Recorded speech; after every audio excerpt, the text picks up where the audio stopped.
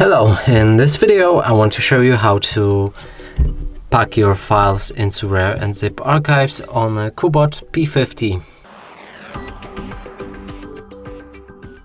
So in order to do this, first you need to get the RAR app, and we're showing you how to download it in our other video. Now let's locate the files that we want to pack. Select each file, click on this plus button.